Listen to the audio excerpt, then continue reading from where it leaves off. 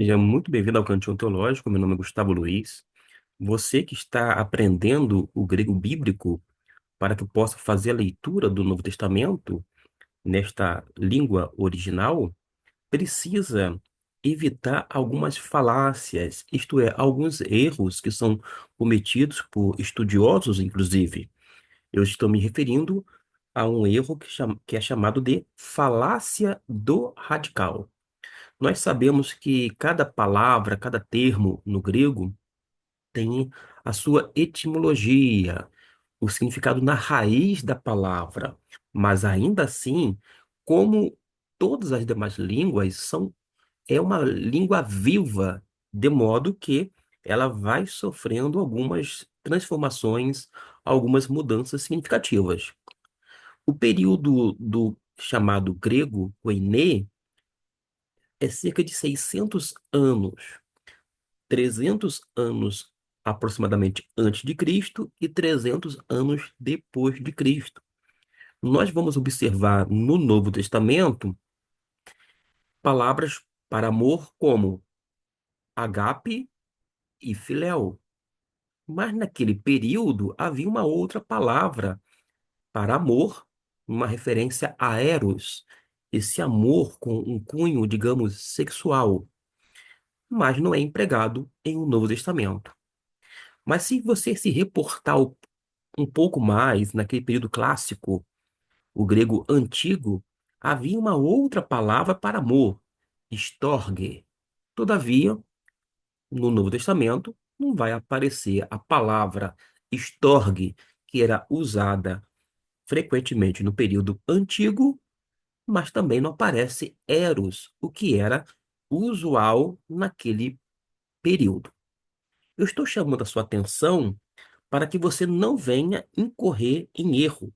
Porque, como eu disse agora há pouco, a falácia do radical é um dos erros mais persistentes e pressupõe, por exemplo, que toda palavra realmente tem um sentido ligado à sua forma ou aos seus componentes. Uma outra informação importante. No período clássico, o termo para amor mais nobre era justamente filéu e não agape, como alguns podem supor erroneamente. Dito isto, tem um estudioso chamado D.A. Carson que vai falar sobre essas falácias, esses erros mais frequentes, e ele vai mencionar, inclusive, dois termos, agape e filéu. São dois termos para a palavra amor. Quando você vai para a etimologia e aplica ao texto bíblico, você, como eu disse agora há pouco, vai incorrer em erro, sem sombra de dúvida. Quer ver um exemplo? Em 2 Samuel, capítulo 13, eu estou projetando a versão em português e a outra versão é o grego koiné, que é utilizada na tradução do hebraico para o grego, que é chamada a versão de Septuaginta. Pois bem, na Septuaginta, que foi utilizada antes de Cristo Jesus e foi traduzida séculos antes, vai fazer menção a este texto indicado, segundo Samuel, capítulo 13. Observe que Absalão, que era filho de Davi, tinha uma irmã e ele enamorou-se. O termo enamorou-se é este aqui, ó. Egapesen. Ele enamorou-se. E o texto prossegue dizendo que ele começou até a adoecer por amor. É isto que o texto vai mencionar. Ele adoeceu por amor, conforme a nossa tradução.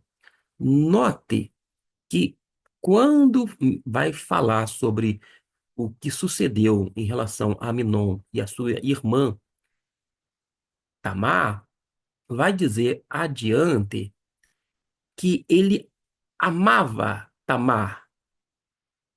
Amo a Tamar. Note a tradução aqui, amo, no versículo 4, a Tamar. E a palavra vem de agape, não vem de eros. Não... Se você for pela etimologia da palavra, o termo apropriado seria eros, porque seria um amor de cunho sexual. Ora, nós estamos lidando com um caso doentio, algo realmente patológico. Estamos lidando com uma situação de incesto, algo abominável. Mas note que os tradutores, na ocasião, eles empregaram o termo que vem agape. Não utilizou eros, tampouco filéu, estorge, que era do período anterior, clássico, eu sei disto, mas mencionou agapo numa referência ao verbo agapau. Prosseguindo, você vai observar que teve toda aquela trama para ter uma relação incestuosa com a sua irmã e vai dizer uma vez mais que Amnon, ele teve a relação e menciona no versículo 5, digo 15, depois sentiu Amnon grande aversão por ela após o incesto, pois maior era a aversão que se sentiu por ela, numa referência a Tamar, do que o amor. Olha o destaque na língua portuguesa, que no grego utilizado não foi eros, muito menos filéu, mas a tradução mencionou egapsem, que vem de agape. O que isso nos mostra, meus irmãos? Que pelo menos os tradutores naquele período do grego koiné não fez uma distinção de agape a partir da sua etimologia, dito de outra maneira, através da raiz da palavra, ao contrário, e utilizou de uma forma, digamos, livre como amor. Não fez sequer uma distinção. O que a gente observa em 2 Samuel é que tanto agapau, o verbo amar, quanto o substantivo cognato, amor, agape, podem referir-se ao estupro incestuoso praticado por Aminon contra a sua meia-irmã Tamar. Agora, a gente pode ir, meus irmãos, para um outro texto, agora do Novo Testamento. Eu estou fazendo menção a Segunda Timóteo, vou fazer a localização aqui, Segunda Timóteo, capítulo 4, versículo de número 10, e vou deixar aqui projetado o texto grego, e não mais a Septuaginta, porque não é mais o caso. Septuaginta é uma referência, é a tradução grega do Antigo Testamento. Agora nós estamos no Novo Testamento. Note que no versículo de número 10 vai dizer algo importante. Vou destacar todo que diz assim: pois Demas me abandonou. Quem está falando é Paulo, tendo amado o mundo presente. Note que quando Paulo utiliza a questão aqui, uma referência ao amor que Demas estava sentindo pelo presente século, é justamente esta palavra aqui, ó, que vem de agape, agapessas. Ele não colocou, por exemplo, não fez a utilização da palavra filéu, tampouco eros, que não aparece sequer no Novo Testamento. Ele vai usar esse termo. Logo, quando lemos que Demas abandonou Paulo, porque amava o presente mundo maligno, não há, meus irmãos, razão linguística para nos surpreendermos com o uso do verbo agapau. O verbo é agapau, e se encontra aqui. No Novo Testamento, podemos voltar, não vai ser repetido o que foi dito num vídeo anterior, mas note que no capítulo 3, no versículo 35, 3:35, nos é dito que o pai ama ao filho, e a palavra é agape, porque aqui está na forma agapa. Acontece que no mesmo livro, é o Evangelho, capítulo 5, versículo 20, quando menciona a mesma ideia de que o pai ama o filho, numa referência a Jesus, vai utilizar o verbo